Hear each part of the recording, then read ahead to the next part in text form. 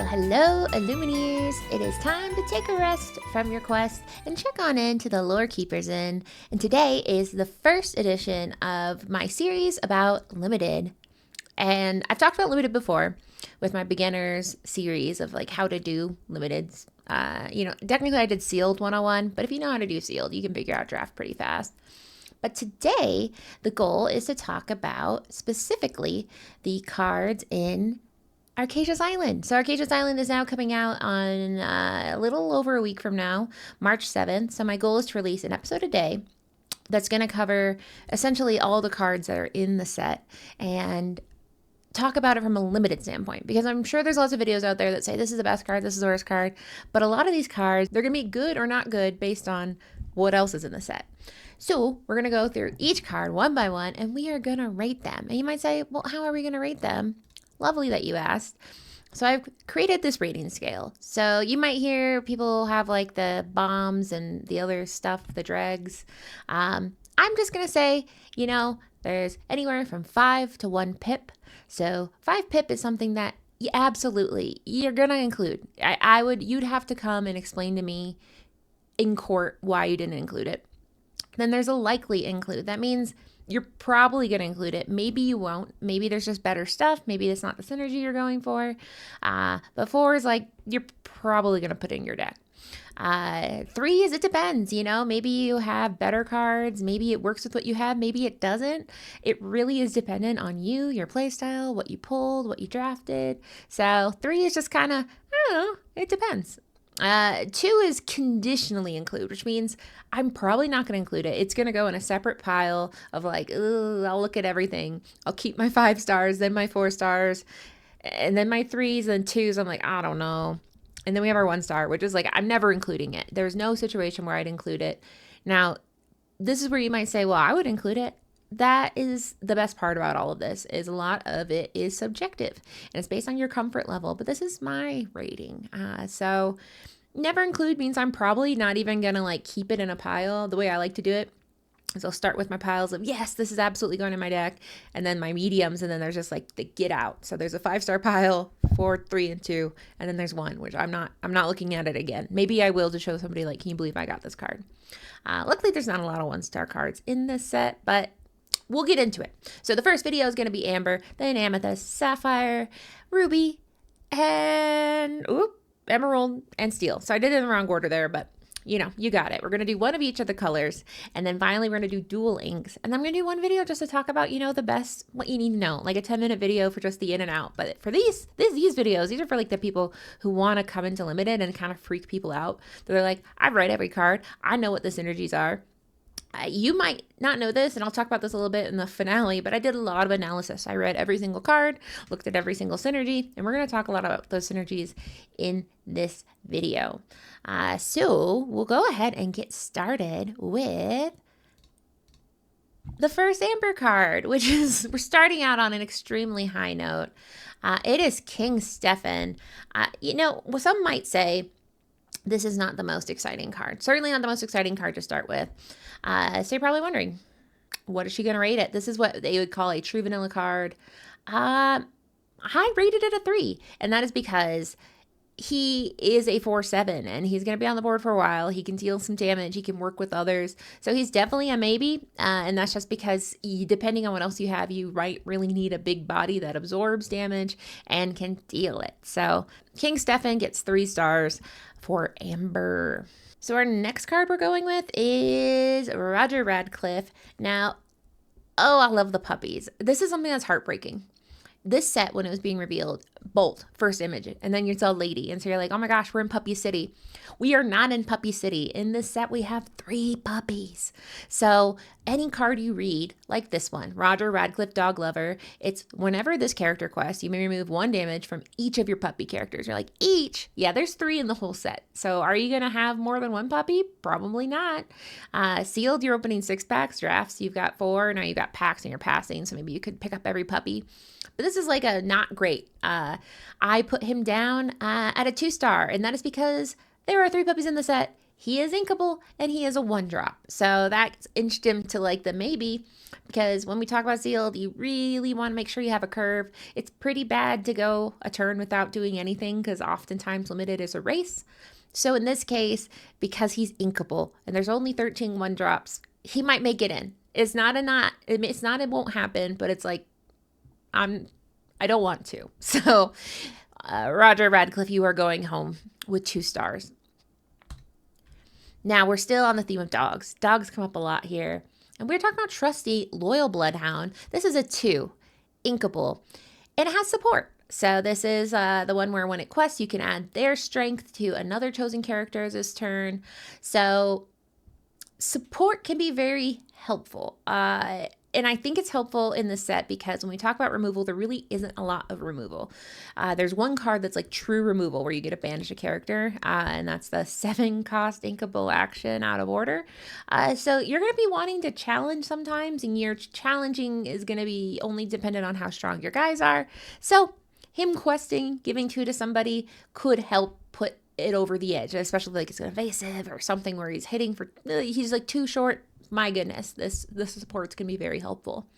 So as a result, Trusty, I gave him 3 because he's a solid it depends. I mean, I'm not instant including him, but there's a lot of value there by having something with support. And you need a 2-drop and he's inkable, which automatically is going to make him a little bit better than a kick in the shins. So after Trusty, we got Susie.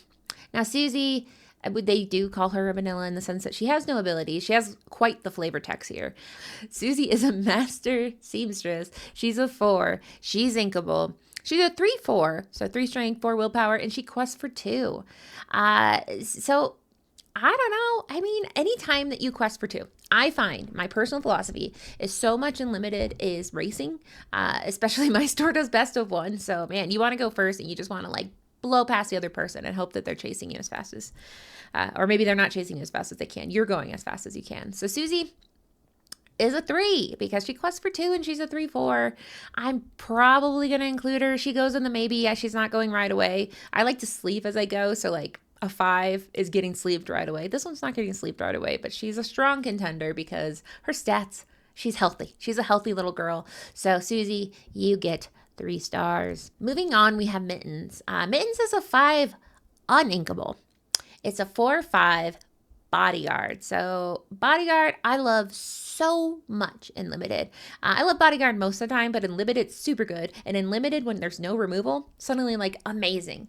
And she has an ability that once during your turn, whenever a card is put into your inkwell, other characters with bodyguard get +1 lore this turn, which on its face value sounds good. There were only 6 bodyguards in this set. 6. So she's probably not going to be, I don't know if Min's a girl, but they're probably not going to be giving bodyguard to, or rather, they're not going to be giving that +1 to any other bodyguards. Maybe you got lucky and you have a lot of bodyguards. I originally quite liked it because it was a bodyguard, and I think I even had it at a 4, but I talked myself down to a 3 because it's 5. So like that's expensive. I like my bodyguards to be a little cheaper, a little beefier, or inkable. In this case, like you're using up one of your uninkable spots. So it's entirely dependent on, did you get any other bodyguards and do you have the space in your inkable versus uninkable, basically a quota. A good rule to keep in mind is you want 20% of 40 card deck. You're looking at 8 uninkables all in. I like to do like 6 because I don't want to be in a position where I can't draw cards and I can't ink. That doesn't feel good, and there's not a lot of things you can do in limited. You have limited cards. So Mittens, I hate to tell you, but you are a 3-star. It's nothing against you personally. You did great. Next up, we have Aurora. And oh my gosh, this is one I love to live in Happy Christmas Dreamland where everything's going to work out. Put it in your deck, send it. It's going to be great.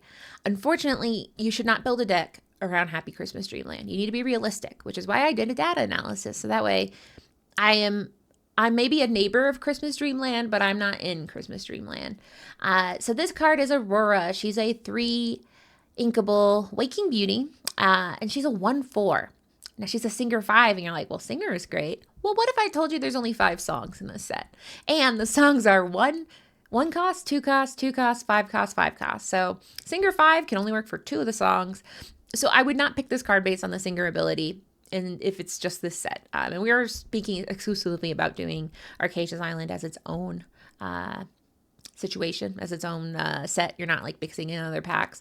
So in this case, you're probably not going to see songs, and if you do, probably not worth it. But the other part of her abilities read, whenever you remove 1 or more damage from a character, ready this character, she can't quest or challenge for the rest of the turn. And she quests for 2. Now, this is when I lived in Happy Christmas Dreamland, because there are several cards, about 12, that can remove/move damage. So I was like, ooh, this could be great. What if you get an Amethyst or Amber Coil? That's where Christmas Dreamland is. So maybe you will get lucky. Maybe you're going to get that Amber Coil and you're going to get this Aurora, and my gosh, they're going to go to town. But chances are you will not. So I gave her a 3 just because I still like her, because she's a 3/1/4 that quests for 2. So, I mean, at the very least, she's good, and she could be ink in a worst case scenario. But she's probably not going to get to do everything she wants to do. She's certainly probably not going to sing, and she's probably not going to get to do all the other cool stuff. Now we're keeping the princess vibes going, and we are moving on to Cinderella, the right one. She is a 4 inkable, 2/4. And her ability reads, when you play this character, you may put an item called the Glass Slipper from your discard on the bottom of your deck to gain 3 lore. Okay, so this kind of is like jumping ahead. The Glass Slipper plus this, it's quite the scheme to pull off. So I wrote in my notes, the Glass Slipper is basically useless, which means you will likely not play it and gain the lore.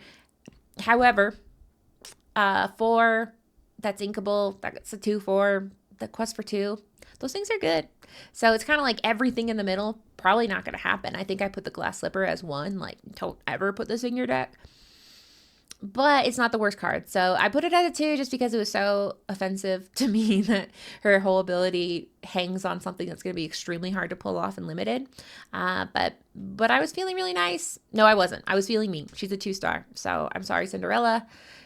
You don't get You don't get it. You get 2 stars. I'm going to save you here from singing Mariano's on his way, but I would in most scenarios.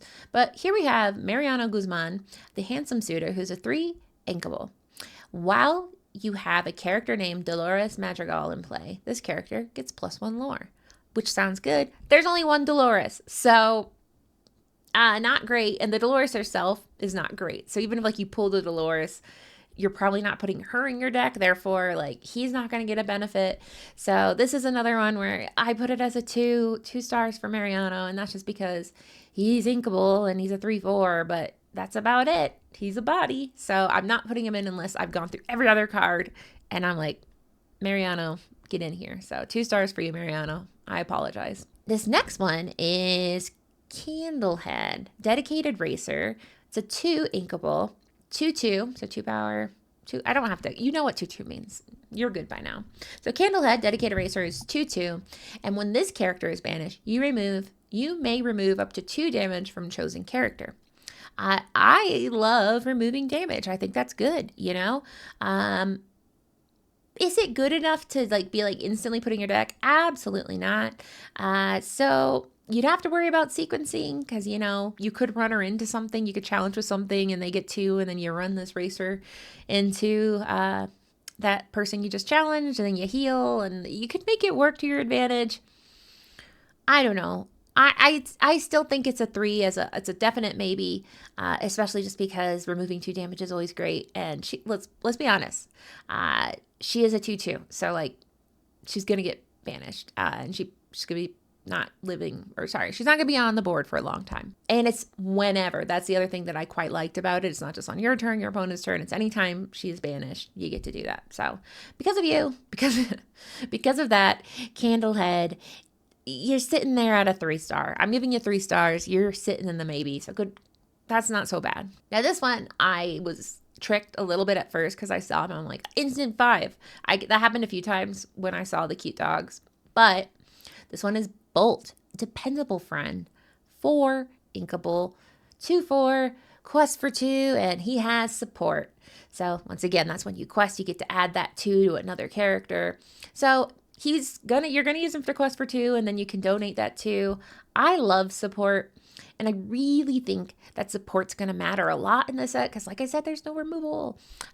Not great removal. There's creative removal, and I think support's one of the way to be creative about it. Obviously, bodyguard is great, but if you're on the offense, then suddenly support becomes a lot better. I put him as a 4. That was controversial. There was a person I live with, I won't name names, that said that maybe it should be lower, but I like that he quests for 2, and I like that he has support. Those are 2 things I really quite like. If he was 3, he's probably a 3-star, but I'm giving him 4 stars, and I won't go back on it because honestly, I really like support in this current set. Next up, this is kind of crazy because you look at this and you're like, okay, so what I'm looking at here, we got the Prince, Vigilant Suitor. He's a 2 uninkable, a 0-5 bodyguard. And like I mentioned, there's only 6 bodyguards, so that's already really valuable in this set. And then he's a 0-5, so you got to put in some work here. And since he's a 2-drop, not a lot of people are going to have some beefy bodies to be doing a lot of work here that early on. I did an analysis of the strength in this set, and, the majority of the cards are going to swing for 3 or less. So because of that, I really think he's going to be on the board for a while and causing some problems. You don't have things like Brawl. He's just going to sit there. He's a 5. So because of that, believe it or not, he's a 5-star. This is our first 5-star is the Prince, because he's sitting out there and he's just standing there and saying, you got to get through me. And it's going to be a problem. So Prince, you're an uncommon, but you're a 5-star. Get in there. Get into the pile of 5-star cards. So we have Isabella Madrigal. Now, this is another one where you're like, wow, Madrigal. So there's going to be some Madrigal synergy. Absolutely not. There are only 5 Madrigals. So, you want to get excited and be like, I'm going to be able to do so much. Not in sealed or draft. Now, it's quite exciting because she quests for 4. And you're like, that's pretty good. But she's a 5, uninkable, 3-3. So not the strongest or toughest. And whenever one of your characters sings a song, this character can't be challenged until the start of your next turn. So, once again, 5 songs. This isn't happening. This is Magical Christmas Land for sure. Against my better judgment, I still put her at a 2-star because, man, if you are in a pinch and you get her out and she quests just once for 4, that's pretty cool. But you're not going to get much benefit out of her. She's not doing much damage. She's not taking... She can't stand up to much. So really the best you're hoping for is that maybe you're in a situation where you really needed something that quested for a lot. So you put her in because you're like, I have the space. So she's a 2-star purely because if you have the space, sure, maybe you could put her in and it wouldn't be so bad. Wreck-It Ralph, Hero's Duty, fun to say, is a 6 inkable. He is a 3-8, so we're looking at one of the bigger willpowers that we're seeing so far in this set. And during your turn, whenever one of your other characters is banished, this character gets +1 lore. So I don't love this card for a few reasons. So yeah, he has big willpower, and I quite like that, but he's not dealing a ton of damage. His strength is pretty low, and he's quite expensive. He's not coming down till turn 6. He's certainly not doing any challenging until turn 7. So is he enough? I don't think so. So unfortunately, I gave him 2 stars. He's not a never, but he's not a never, but I'm probably not putting him in unless I absolutely have to. So now we are on to our next one, which is Kenai, Protective Brother. Now let's take a moment. This art is amazing. I said this is me holding my dog when my husband says that my dogs did something wrong, and I go, she's perfect. Look at her. But Kenai is a 4. Inkable, 2-4, and his ability is he needs me. So at the end of your turn, if this character is exerted, you may ready another chosen character of yours and remove all damage from them. So my instinct was that that's really good, but Kenai's not long for this world. People will absolutely come for him once he does this once, because ultimately he's healing and protecting something else, probably something much more valuable.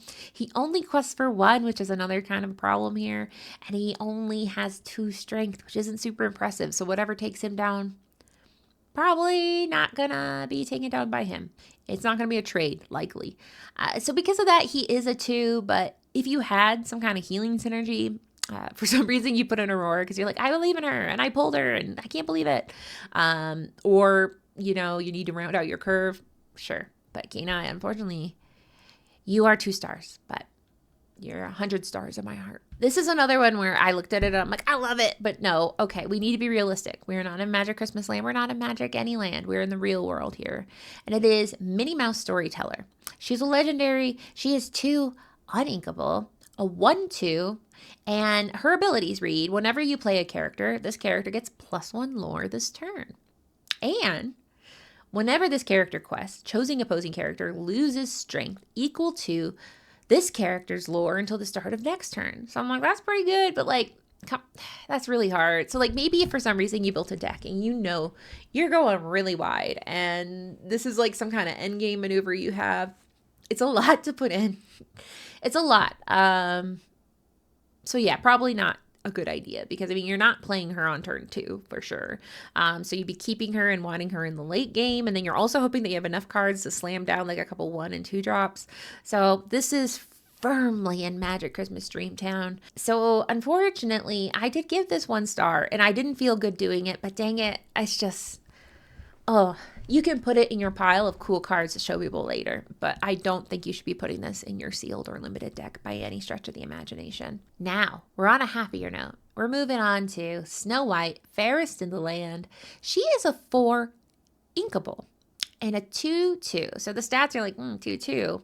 She quests for 2. Now, but this is where things get quite exciting. This character cannot be challenged. And I, in the words of McDonald's, am loving it because there's not a lot of removal. Now, like I mentioned earlier, there's about 13-ish, less than that. I think you like take that number by, well, no, I don't remember. I can look up the number. 10 cards that can either deal or move damage. So, and like a lot of them are like conditional and it's not super great. So long story short, she's probably going to be on the board for a while. She's not someone that's just going to be like, oh, she's on the board, challenger. She's going to be there for a while. And because of that, I deeply love her.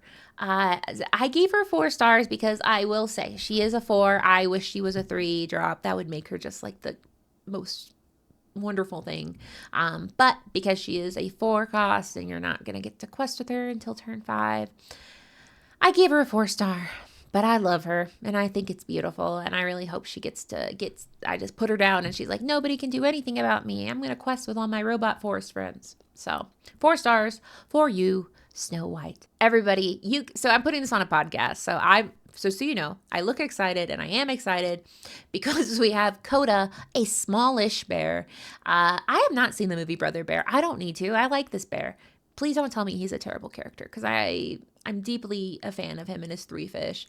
Coda Smallish Bear is a 3 inkable, 2/2, and he quests for 3. So I love that. I think, like I said, it's a race. And you put him down, my goodness, if you put him down with some kind of bodyguard, oh, I love it. So is he the greatest card in the world? No. Because of that, I did give him 4 stars. He would be 5 stars if he was like maybe a little tougher, but he's just a smallish bear. So like it makes sense that he's a 2/2. But because he is a 2/2, he is a 4 star. I'm probably putting him in my deck. You'd have to probably fight me to not put me, or you'd have to fight me for me to not put him in my deck. All right, so we are rounding out on our characters here, and we have Calhoun Battle Tested. So this is another card where it gave me hope when things are being revealed, where I'm like, oh, Racer, there's going to be Racer synergies. Like, let's not get crazy. There's like, I think, once again, like 5 Racers. There might be more Racers, but either way, this one does not have Racer synergy. She just is herself a Racer. But she is a 3 inkable, 2/4. And when you play this character, you may choose and discard a card to give opposing character -3 strength until the start of your next turn. Now, this is something that you really have to remember with Limited. You never really want to discard a card, especially in this set where you're not drawing a ton of cards. There's not a lot of opportunities for you to just be like grabbing cards left and right. So because of that, I don't love her. I put her as a 2 because she's inkable. So like worst case scenario, maybe you could put her in and you play, but she doesn't even quest for a lot. So she's kind of a bum all around.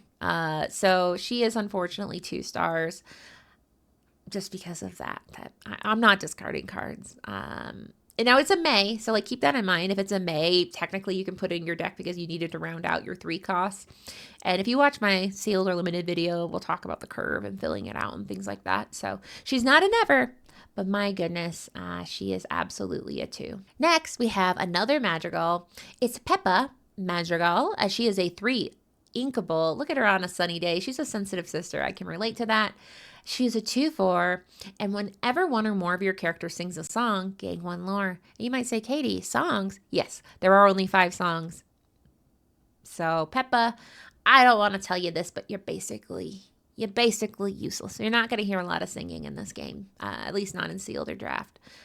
So because of that, it's going to be a 2 for me, dog. And that is, once again, it is inkable. It's not useless. Anything that's 2 means that like you still might put it in your deck because, sealed, you end up with, 72 cards. So you have to get rid of 32. Draft, you're getting rid of far less than that. Draft, you're only getting rid of 8 because you have 48 cards. So long story short, you might end up with a Peppa. It's not the worst. So 2 means like, don't be so sad. She's ain't the worst. So here is a song. It's one of the elusive songs, one of the 5 songs in this series, or in this set rather. So it is a 2 inkable song / action song. And it's called So Much to Give. So a character with 2 cost or more can sing it. And draw a card. So instantly the 3 best words, draw a card. And I'm like, done. But it's draw a card, and chosen character gains bodyguard until the start of your next turn. Now you might have seen I've included some characters that I'm like, please let me do it. Like a Coda. If I can So Much to Give after I quest with a Coda and I give bodyguard and it's bodyguard for 1 turn, and then I get the quest with Coda twice, my goodness. So I'm putting this card in my deck probably 100% of the time. Now that being said, it's 1 card and it's 1 turn. So because of that, it's a 4. It's not a persistent effect. It's a one-time thing, but I'm drawing a card, and cards are hard to come by in this economy. And it's a song, so you get to sing it. So you might not even have to pay ink for it. So love that. Now this one, I'm changing my position because I'm excited about it. So Amber Coil is a 1 inkable item. And its ability is during your turn, whenever a card is put into your inkwell, you may remove 2 damage from a chosen character. So in Christmas Land, where I have that Aurora, oh my gosh, this synergy is so good. There's not really a lot of item removal for your like opponent's removal, or sorry, there's not item removal for your opponent's item. So you're probably going to have this here, and you're probably going to ink every turn for at least a while. And if you play this on like turn 2, like turn 1, play a 1-drop, turn 2, play another 1-drop and this item, you're going to be able to generate some value with this Amber Coil, especially if you sequence it where you're doing your challenging before you ink, and then you do your healing, and you have something that, like an Aurora, that you're getting value from. It suddenly becomes a lot more appealing. So because of that, Amber Coil, I gave you a 4-star. I love you to this item. It's beautiful. Now, this one I debated with my husband last night. And it's one of my favorite cards because it's just spaghetti dinner.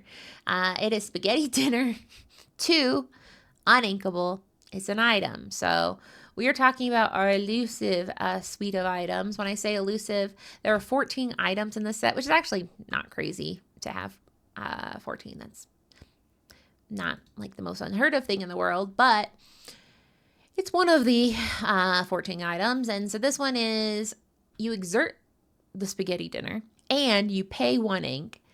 And if you do those 2 things, if you have 2 or more characters in play, you gain 1 lore.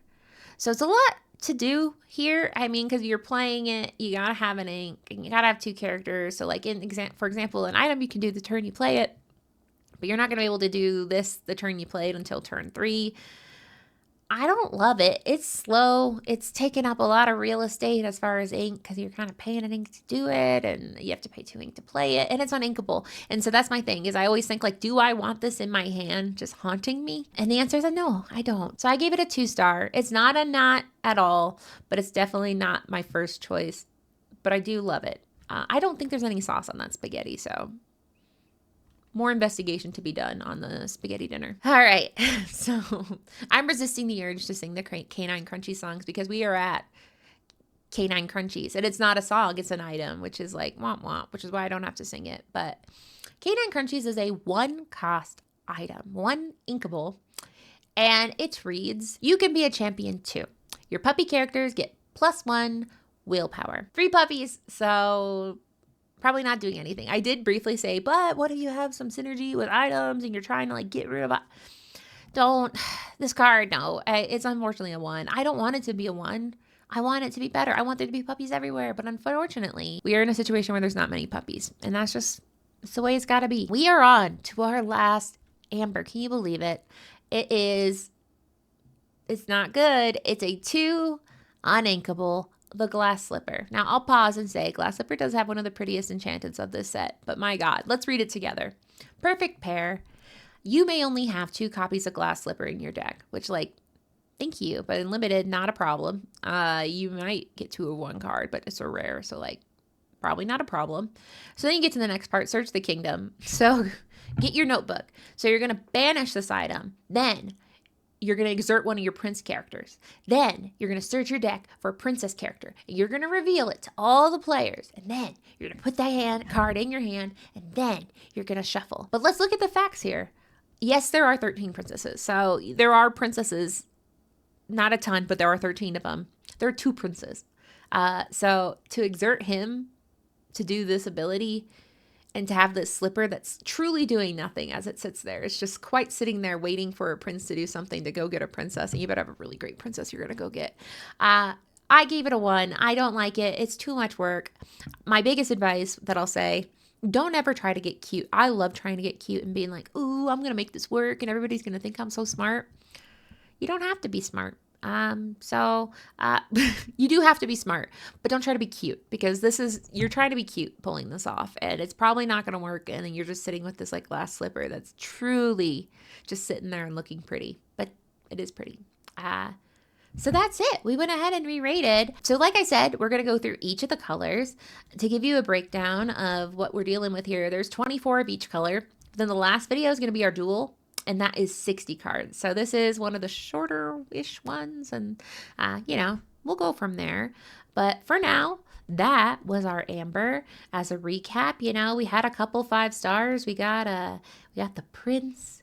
It's kind of sad that the prince is I'm carrying it. But my goodness, he is. So good for you, Prince, for being our 5-star. But we got lots of 4 stars. There's some good stuff in here. But I'm excited for the picture doll to come together and to do the last video. So if you have any questions or comments, if you disagree with any of my ratings, absolutely let me know. Because, this is my opinion. But I always think the thing that's really good about watching something you might not agree with is you're making your own opinion. So if you disagree with me, then now you have formed your own opinion and you can go into sealed and go, well, I think, and that's something. That's value. So I appreciate you for hanging out with me. I hope you like this series. And thank you for hanging out. As you know, there's always room at the end. And if you don't know where to find us, just take the second star to the right exit and head straight on till morning.